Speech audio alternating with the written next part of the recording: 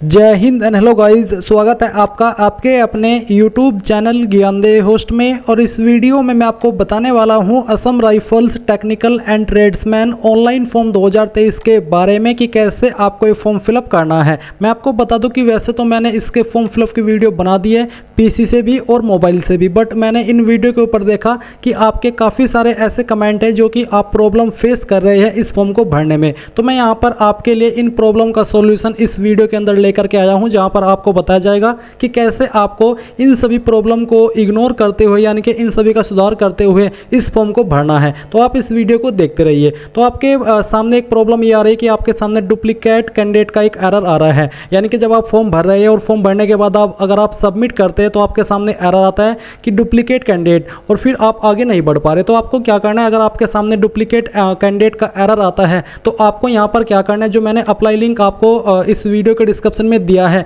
ये आपको ओपन करना है। और ओपन करने के बाद में आप यहाँ पर इस भर्ती के एलिजिबिलिटी की जानकारी चेक करते हुए आएंगे, और यहाँ पर आने के बाद में जो आपको अप्लाई ऑनलाइन लिंक यहाँ पर देखने को मिल रहा है, ये आपको ओपन करना है। ओपन करने के बाद में अगर आपके सामने डुप्लीकेट कैंडिडेट का एरर आ रहा है तो आपको रीप्रिंट फॉर्म इसके ऊपर क्लिक करना है। इसके ऊपर क्लिक करने के बाद अब आप यहाँ पर वो अपनी ईमेल आईडी एंटर करेंगे जो कि अभी आपने इस फॉर्म को भरते समय इस्तेमाल की है, एंड जो DOB आपने भरी थी वो DOB आप यहाँ पर डालेंगे, एंड ये कैप्चा कोड फिल करके आप गेट डिटेल्स के ऊपर क्लिक करेंगे। इसके ऊपर क्लिक करने के बाद में आपके सामने आपके फॉर्म का स्टेटस आ जाएगा, एंड यहाँ पर आप इसके ऊपर क्लिक करके आपके फॉर्म को कंटिन्यू कर सकते हैं जहाँ पर भी आपके सामने आपके इस फॉर्म को भरने का एरर आया था। तो यह है डुप्लीकेट कैंडिडेट की जो प्रॉब्लम है उसका सॉल्यूशन। अब बात करते हैं कि कैसे आपको इस फॉर्म को भरना है। तो आप यहाँ पर जैसे ही अप्लाई ऑनलाइन लिंक ओपन करते हैं तो आपके सामने ये अप्लाई की वेबसाइट आ जाएगी। यहाँ पर आपको आपका जेंडर सेलेक्ट करना है, स्टेट ऑफ ओरिजिन यानी कि कौन से स्टेट के आप स्थायी निवासी है वो स्टेट आपको सेलेक्ट कर लेनी है,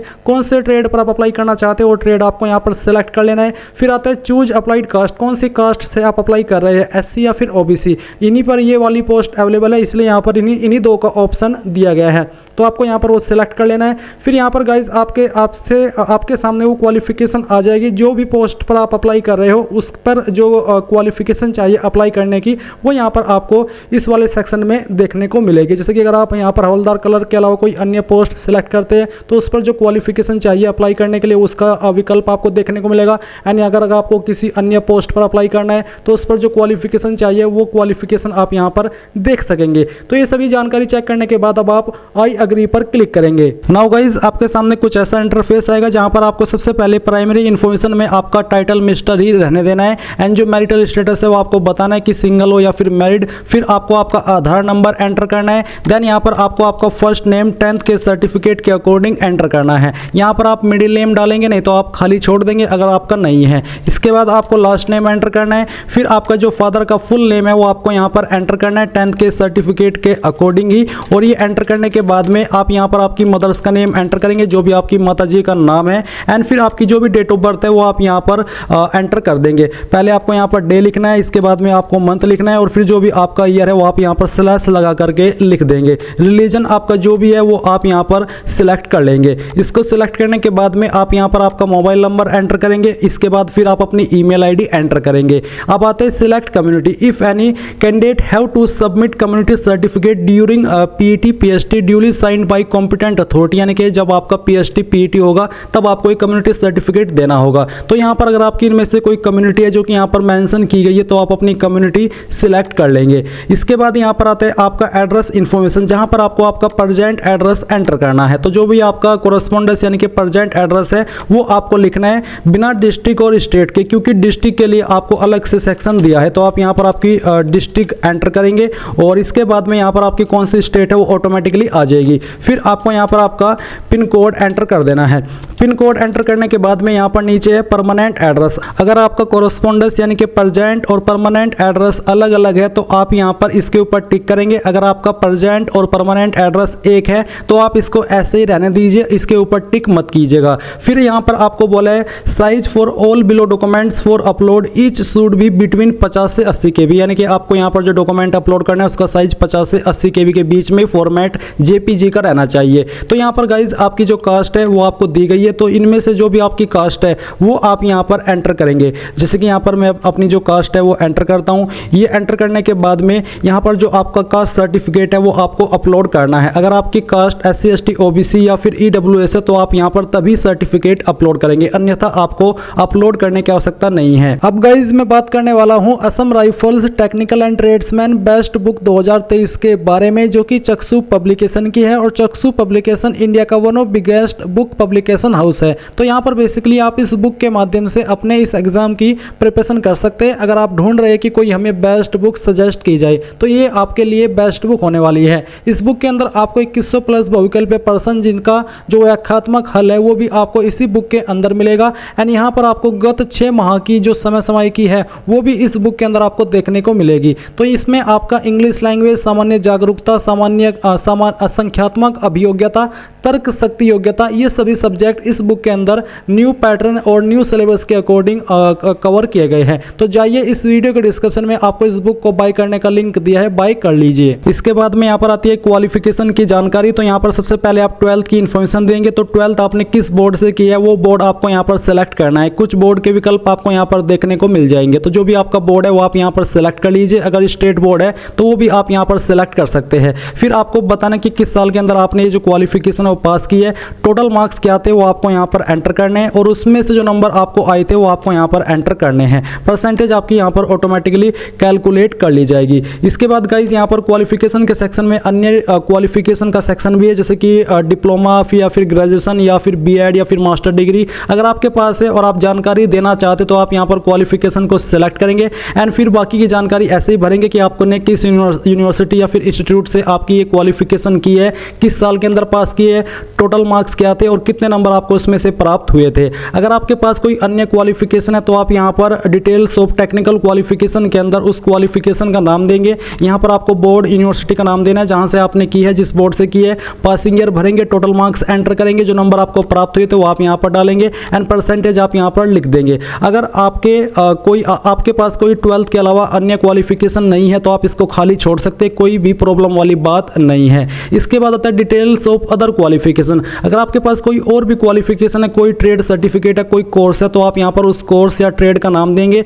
यहाँ पर आपको बताना है कि कहाँ से आपने वो किया है, किस साल के अंदर पास किया और आपके मार्क्स कितने थे वो आप यहाँ पर लिख देंगे। इसके बाद यहाँ पर आता है certification experience from government recognized institute organization only applicable. Basically अगर आपके पास यहाँ पर ये जो सर्टिफिकेट है उसकी जानकारी आपसे मांगी गई है। तो जैसे कि जिस पोस्ट पर हम अप्लाई कर रहे हैं इस पर यहाँ पर टाइपिंग स्पीड मांगा है जिसमें कि 35 वर्ड पर minute in English and 30 word पर मिनट इन हिंदी होना चाहिए। तो यहाँ पर गाइज आपको बताना कि आपने ये जो सर्टिफिकेट है वो किस इंस्टीट्यूट या फिर किस ऑर्गेनाइजेशन से किया है एंड इसके बाद में आपके पास कितना एक्सपीरियंस है ईयर के अंदर वो आपको यहाँ पर लिख करके बताना है एंड कितने मंथ का है वो आप यहाँ पर बता देंगे। इसके बाद गाइज यहाँ पर आपको जो सर्टिफिकेट है वो भी आपको अपलोड करना है। इसका साइज 50 से 80 KB के बीच में रखा है। तो आप चूज फाइल के ऊपर क्लिक करके जहाँ पर भी आपकी फाइल है वो सिलेक्ट कर लेंगे। अब आता है declaration of result uploading. Are you agree to upload result online. अगर आपको यहाँ पर कोई ऑनलाइन रिजल्ट अपलोड करना है तो आप इसके ऊपर टिक करें, नहीं तो आप इसको ऐसे ही रहने दीजिए। फिर आता है रिक्रूटमेंट टाइप। तो यहाँ पर आपको एडवर्टाइजमेंट अप्लाइड कैंडिडेट इसी के ऊपर रहने देना है। अगर आप एक्स सर्विसमैन है तो आप यहाँ पर इस वाले सेक्शन पर जो कि दूसरे नंबर पर है इसको सिलेक्ट करेंगे। फिर यहाँ पर अगर आप डिपार्टमेंटल कैंडिडेट है तो आप इसको सिलेक्ट कर लेंगे, नहीं तो आप इसको ऐसे ही रहने देंगे। अब आता है आपका यहाँ पर डॉक्यूमेंट। यहाँ पर बोला है कि size for photo and marksheet document each should be 30 से 50 KB एंड ID डॉक्यूमेंट 50 से 80 KB। यानी कि जो आपका फोटो और मार्कशीट है इसका साइज तो 30 से 50 KB के बीच में होना चाहिए एंड जो आपका ID डॉक्यूमेंट है इसका साइज 50 से 80 KB के बीच में होना चाहिए। तो आप यहाँ पर चूज फाइल के ऊपर क्लिक करेंगे एंड जहाँ पर भी आपकी फोटो फाइल है वो आपको सिलेक्ट करनी है। इस तरह से आप सिलेक्ट करेंगे, ओपन करेंगे तो आपकी फाइल का नेम आ जाएगा। अब आपको यहाँ पर 10th का जो सर्टिफिकेट है वो आपको अपलोड करना है। जहाँ पर भी आपका सर्टिफिकेट है वो आप यहाँ पर सिलेक्ट कर लेंगे और इसको यहाँ से आप इस तरह से ओपन कर देंगे। इसके बाद जो आपका ID डॉक्यूमेंट है तो आपको यहाँ पर कोई एक ID सेलेक्ट कर लेनी, जैसे कि residential certificate, permanent residential certificate, Aadhaar card. तो कोई एक ID आप यहाँ पर सिलेक्ट करेंगे। जो भी ID आपने सिलेक्ट किया उसी का डॉक्यूमेंट आपको यहाँ पर अपलोड कर देना है। अब यहाँ पर आपसे क्रिमिनल प्रोसीडिंग डिटेल्स पूछिए, जैसे कि वेदर एनी FIR और क्रिमिनल केस अगर आपके ऊपर है तो आप यहाँ पर इसके ऊपर टिक करेंगे, नहीं तो आप इसको अनटिक रहने देंगे। तो अगर आपके इनमें से ऊपर कोई भी चीज़ लागू होती है जो यहाँ पर आपसे सवाल पूछे तो आप उसके ऊपर टिक करेंगे। बेसिकली आप इनमें से किसी के ऊपर भी टिक मत कीजिएगा। अब आपको यहाँ पर नीचे डिक्लेरेशन में पहले इसका नाम देना है कि कहाँ से आप इस फॉर्म को भर रहे हैं। ये देने के बाद में आप यहाँ पर ये वेरिफिकेशन कोड एंटर करेंगे, सभी जानकारी को चेक करेंगे एंड सबमिट पर क्लिक करेंगे। अब गाइज आपने जो भी जानकारी भरी है उसका रिव्यू पेज आपके सामने आ जाएगा। अगर आप कोई जानकारी रिव्यू या एडिट करना चाहते तो आप यहाँ पर टिक करके उसको रिव्यू कर लेंगे, नहीं तो आपको फाइनल सबमिट पर क्लिक करना है। अब गाइज यहाँ पर आपके सामने कुछ ऐसा इंटरफेस आएगा जहाँ पर बेसिकली प्रिंट एक्नॉलेजमेंट का सेक्शन है। आप यहाँ पर चाहे तो प्रिंट एक्नॉलेजमेंट के ऊपर क्लिक करके यहाँ से जानकारी को प्रिंट कर लीजिए एंड इसके बाद में आपको यहाँ पर पेमेंट को जमा करने का सेक्शन मिलेगा। तो आप किस माध्यम से फीस को जमा करना चाहते हैं, बैंक चालान पेमेंट या फिर ऑनलाइन पेमेंट, तो जिस भी माध्यम से चाहते हैं वो आप सेलेक्ट कर लेंगे। जैसे कि अगर आपको ऑनलाइन माध्यम से करना है तो आप click here for online payment, इसके ऊपर क्लिक करेंगे। इसके ऊपर क्लिक करने के बाद में आपके सामने ऑनलाइन पेमेंट का सेक्शन आ जाएगा। अब आपको यहाँ पर क्या करना है, यहाँ पर आपको गवर्नमेंट डिपार्टमेंट के ऊपर क्लिक करना है। गवर्नमेंट डिपार्टमेंट के ऊपर क्लिक करने के बाद में आपको क्या करना होगा, आपको यहाँ पर फिल्टर बाय स्टेट के अंदर मेघालय सेलेक्ट करना है। तो यहाँ पर आप आएंगे और इसमें आपके सामने जो सेक्शन है मेघालय का वो आप सिलेक्ट कर लेंगे। मैं यहाँ पर सर्च करता हूँ और मेघालय सेलेक्ट कर लेता हूँ। अब मेघालय सेलेक्ट करने के बाद में आपको सेलेक्ट करना है अकाउंट DJR रिक्रूटमेंट ब्रांच, तो आपको यहाँ पर ये सेलेक्ट कर लेना है। इसको सेलेक्ट करने के बाद में अब यहाँ पर आपको जो अगला इंटरफेस सेलेक्ट करना है वो है आपका यहाँ पर आपका बेसिकली पेमेंट कैटेगरी। तो आप यहाँ पर क्लिक करेंगे एंड जो आपकी पेमेंट कैटेगरी है B एंड C वो आप सिलेक्ट कर लेंगे। जिस भी पोस्ट पर आप अप्लाई करें उसके अकॉर्डिंग आपको यहाँ पर सेलेक्ट करना है। तो चलिए हम यहाँ पर इसको सेलेक्ट कर लेते हैं। अब आपके सामने यहाँ पर कुछ ऐसा इंटरफेस आ जाएगा। अब आपको यहाँ पर क्या करना है, आपको आपका नाम एंटर करना है, फादर का नेम एंटर करना है, डेट ऑफ बर्थ एंटर करनी है एंड जिस ट्रेड पर आप अप्लाई करें वो ट्रेड आपको यहाँ पर सेलेक्ट कर लेना है। फिर आपको यहाँ पर आपकी कैटेगरी सेलेक्ट करनी है। इसके बाद में आपको आपकी स्टेट सेलेक्ट कर लेनी है, जो भी आपकी स्टेट है एंड इसके बाद में आपको यहाँ पर आपके पेमेंट का अमाउंट देखने को मिलेगा। रिमार्क्स में आप यहाँ पर फी लिख सकते हैं एंड फिर यहाँ पर आपको एंटर योर डिटेल में बताना कि इंडिविजुअल है या ऑर्गेनाइजेशन, बेसिकली इंडिविजुअल ही रहेगा एंड यहाँ पर फिर से आपको आपका नाम एंटर करना है जो कि आपने फॉर्म के अंदर भी भरा है। डेट ऑफ बर्थ आप यहाँ पर अपनी सेलेक्ट कर लेंगे, अपना मोबाइल नंबर एंटर करेंगे, यहाँ पर अपनी ईमेल आईडी एंटर करेंगे। फिर आपको यहाँ पर टिक करना है और टिक करने के बाद में कैप्चा कोड यहाँ पर फिल करना है और फिर आपको नेक्स्ट पर क्लिक करना है। इसके बाद में गाइस यहाँ पर आपने जो भी जानकारी भरी है आपको एक बार फिर से वेरीफाई करनी है एंड फिर से आपको यहाँ पर नेक्स्ट के ऊपर क्लिक करना है। नेक्स्ट पर क्लिक करने के बाद में आप यहाँ पर जिस भी माध्यम से फीस को जमा करना चाहते हो वो आप सेलेक्ट कर लेंगे, जैसे कि स्टेट बैंक ऑफ इंडिया और इसके अलावा अदर बैंक की इंटरनेट बैंकिंग, कार्ड पेमेंट, रुपए का, क्रेडिट का या फिर प्रीपेड ब्रांच। तो बेसिकली जिस भी माध्यम से करना चाहते हो आप कर सकते हैं। यूपीआई का माध्यम भी आपको यहाँ पर दिया है, तो अगर आप यूपीआई सेलेक्ट करते हैं तो आपको बताना है कि वर्चुअल प्राइवेट जो आईडी होती है उसके माध्यम से कर रहे हैं या फिर क्यूआर कोड के माध्यम से। तो कोई भी एक माध्यम, जैसे कि मैंने यहाँ पर क्यूआर कोड के आप इसको स्कैन करेंगे और अपनी फीस जमा कर देंगे। जैसे फीस जमा हो जाएगी आपको इसी वेबसाइट पर रिडायरेक्ट किया जाएगा जहाँ से आपने फॉर्म फिल करना स्टार्ट किया था और आप अपने फॉर्म का फाइनल प्रिंट आउट ले पाएंगे। तो गाइज इस प्रकार से आप लोग Assam rifles tradesman online form 2023 को रेशन से लेकर के प्रिंट तक के भर पाएंगे। आई होप आपको पूरी जानकारी पसंद आई होगी। कोई सवाल कोई डाउट रह गया किसी भी जानकारी को लेकर के तो आप कमेंट के माध्यम से पूछ लीजिएगा। So thanks for watching. जय हिंद।